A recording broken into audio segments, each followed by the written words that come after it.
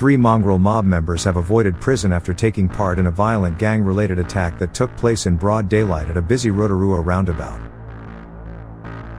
The incident, which occurred on March 8, 2024, involved 13 Mongrel Mob members in multiple vehicles who surrounded and attacked a van occupied by members of a rival gang.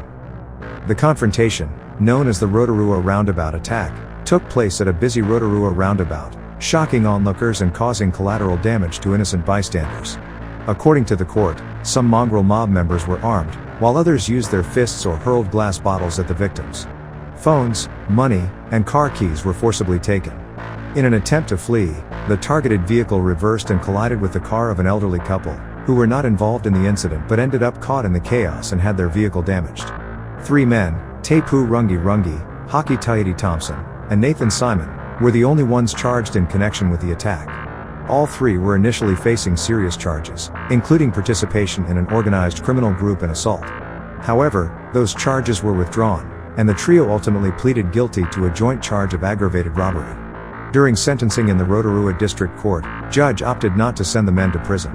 Instead, he handed down home detention sentences: 5 months for Rungi, 6 months for Thompson, and 8 months for Simon. The court heard that the men had taken significant steps toward rehabilitation, completing over a dozen programs. Thompson's situation raised more concerns. He had been found with cannabis and ammunition after police searched his home following the roundabout attack.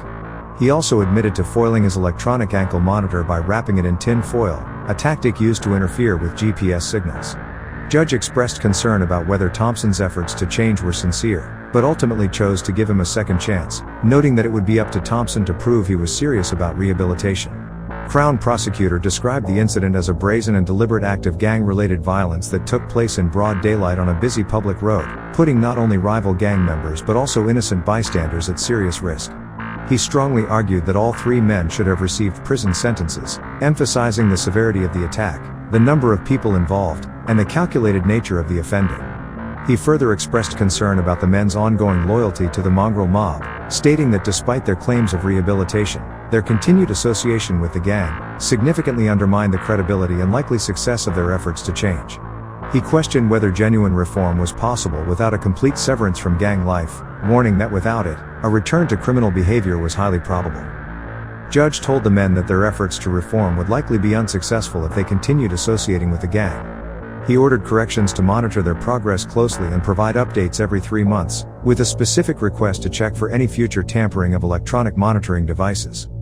In closing the judgment, the judge reminded them that ongoing gang involvement would likely bring them back before the court.